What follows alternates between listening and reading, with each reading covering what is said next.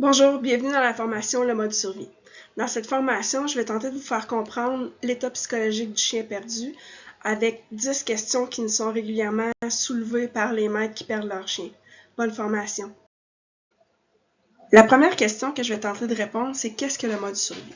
En gros, c'est un état de choc psychologique créé par la peur, ce qui va faire en sorte que le chien va régresser à ses instincts primaires.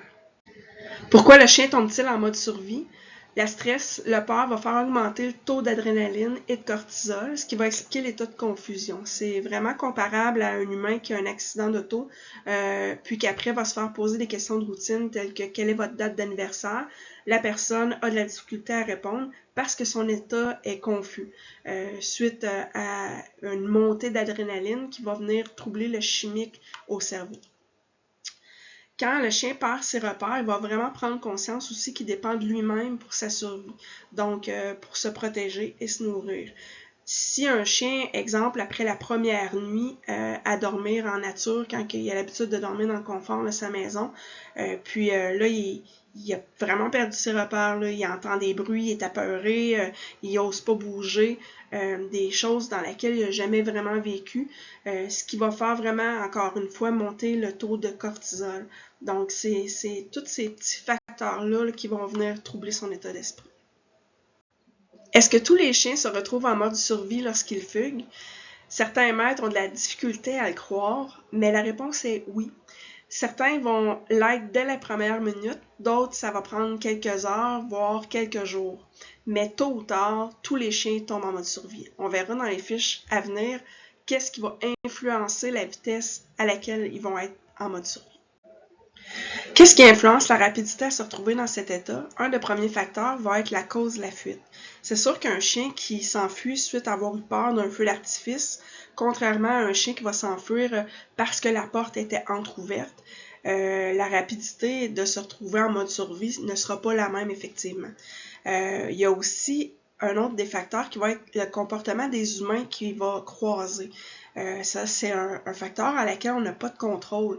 Donc, la personne qui aime pas les animaux, qui se retrouve avec un chien sur son terrain et qui tente de lui faire peur pour le faire dégarpir sur son terrain, ou encore un inconnu qui se met à courir après votre chien pensant bien faire pour pouvoir l'attraper, ben ça peut influencer là, la façon qu'il va tomber rapidement dans l'état d'esprit.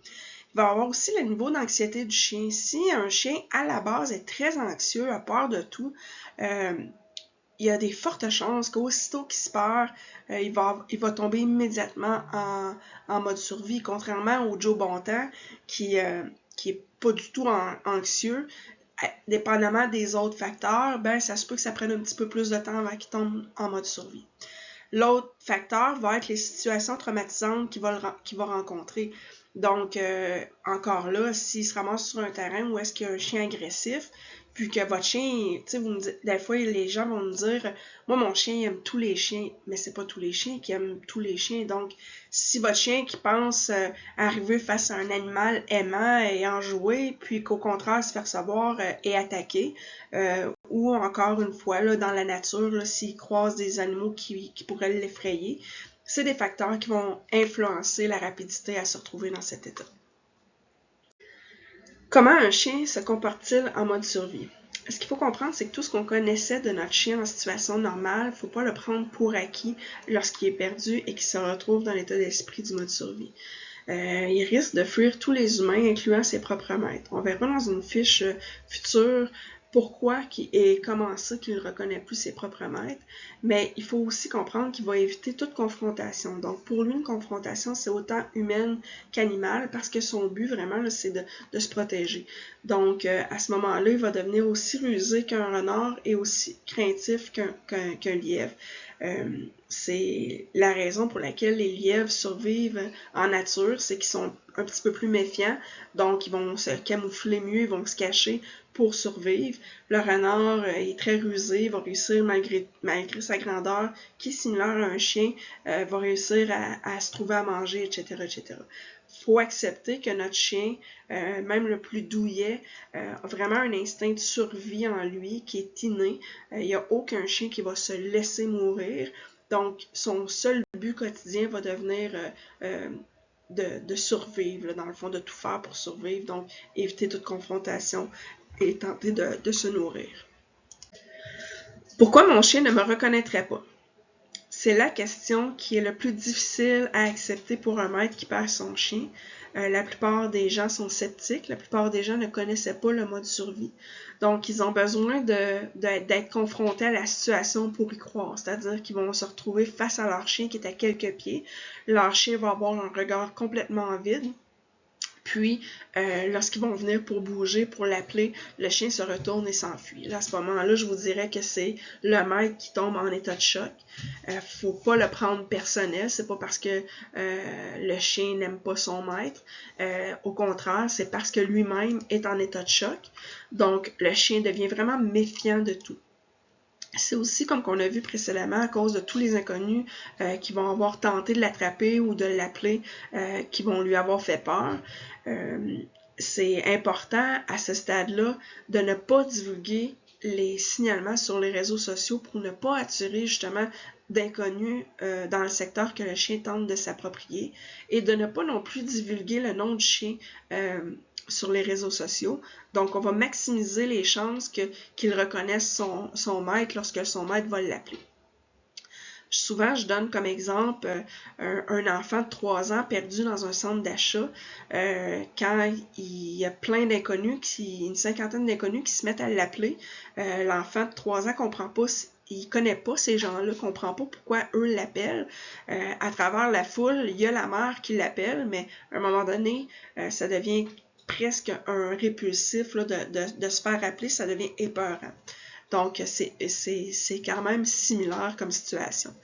Étant sur ses gardes, le chien va devenir hyper vigilant. Donc, son ouïe va être vraiment attentive à chaque bruit qui va l'entourer. Il va avoir moins de facilité à reconnaître la voix de son maître. Évidemment, puisqu'il veut se protéger, il va être vraiment attentif à chaque petit craquement, à chaque petit pas qui l'approche. Donc, même si une personne au loin l'appelle, même si quelqu'un devant lui l'appelle, il a vraiment des oreilles tout le tour de la tête, puis il est vraiment juste prêt à vouloir dégarpir. Un autre des sens, c'est la vue. Donc, dans son état de peur, le chien a vraiment moins bonne vue que l'humain. Donc, c'est plus difficile pour lui de différencier de loin, disons, son maître à un inconnu. Point de vue odeur, c'est le sens le plus développé du chien et je vous dirais que c'est le seul sens qui va faire en sorte, qui va faire le déclic, qui va aider à reconnaître son maître. Comment mon chien douillet, frileux, dépendant et joueur survivra-t-il? Le premier dossier que j'ai aidé, je crois que c'est la question dont la maîtresse redoutait le plus. Parce qu'elle décrivait Kelly, qui était un labrador, comme étant un chien très très peureux de nature, au point que quand elle la sortait pour ses besoins, Kelly avait peur du moindre bruit, aussitôt qu'il faisait moindrement froid, elle grattait pour entrer. Puis que même dans la maison, elle avait peur du chat familial, au point d'aller se cacher dans le bain. Donc c'est sûr que dans une situation comme ça, la maîtresse avait beaucoup de difficultés à croire en sa survie. Pourtant, Kelly a survécu 58 jours. Faut vraiment comprendre et accepter que chaque chien a un instinct de survie inné en lui. Il n'y a aucun chien qui va se laisser mourir.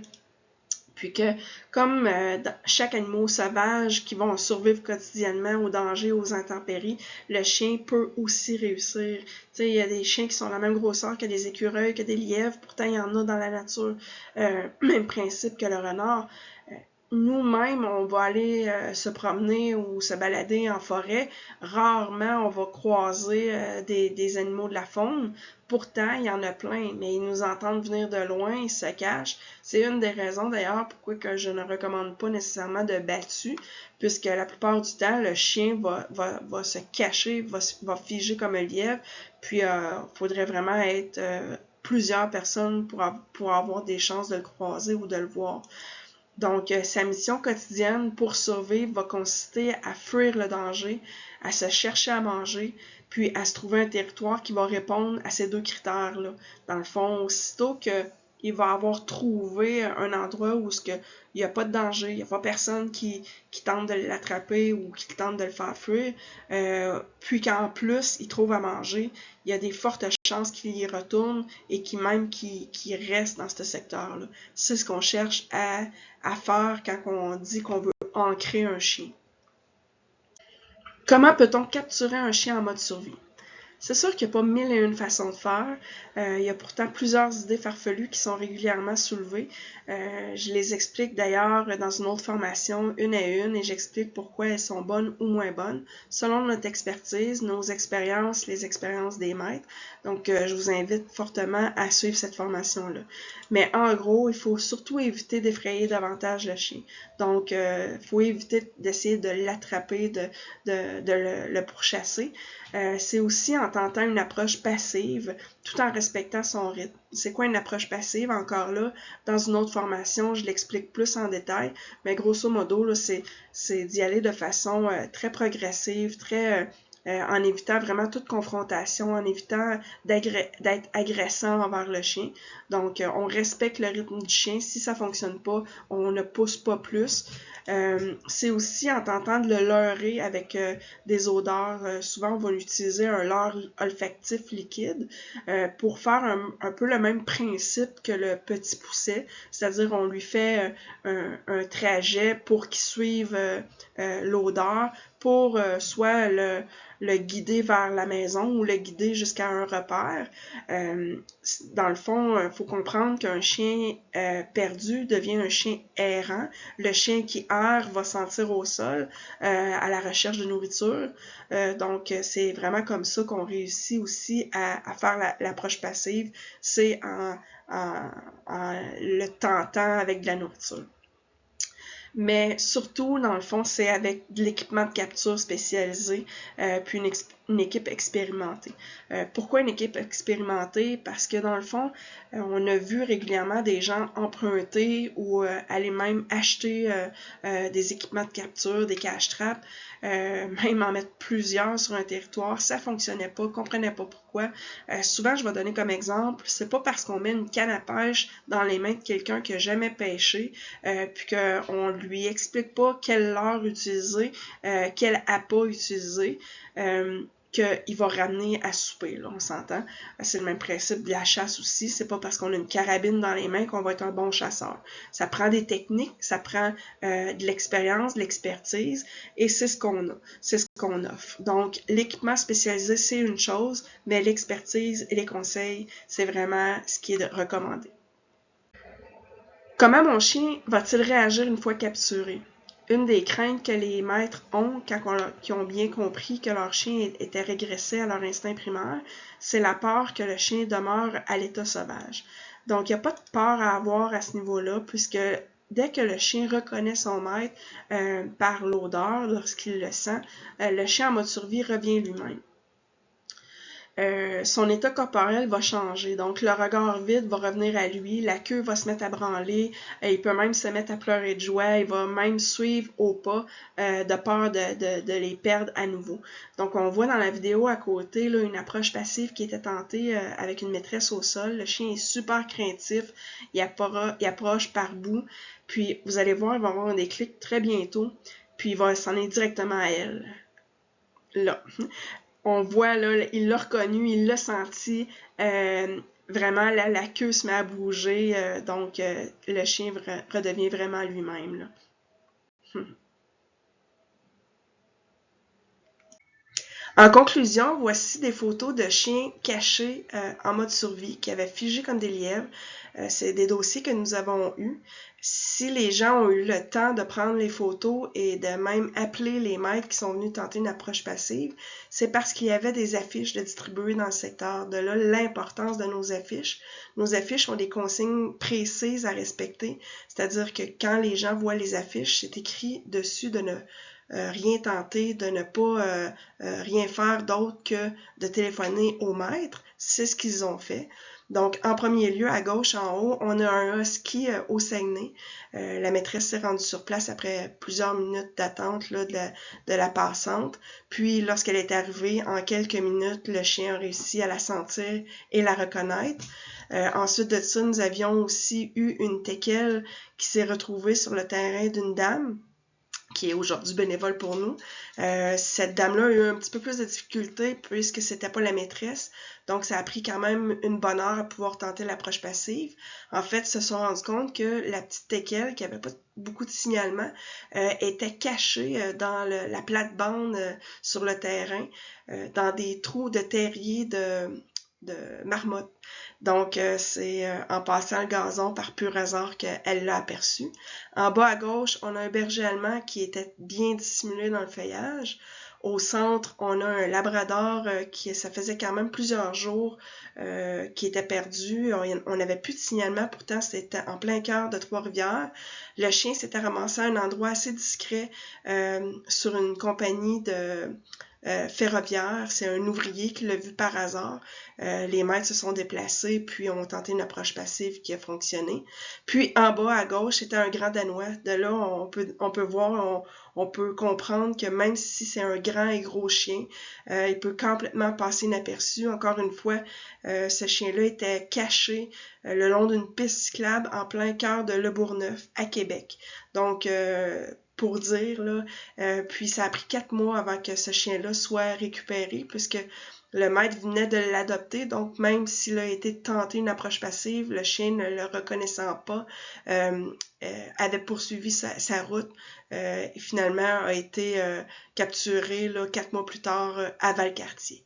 J'espère que vous avez aimé la formation sur le mode survie et que vous avez mieux compris aussi quel était le mode survie. Si ça vous intéresse, il y a d'autres formations à suivre, là, autant point de vue l'approche passive, les idées et plein d'autres choses. Donc, merci beaucoup d'avoir eu la patience de tout suivre la formation du mode survie.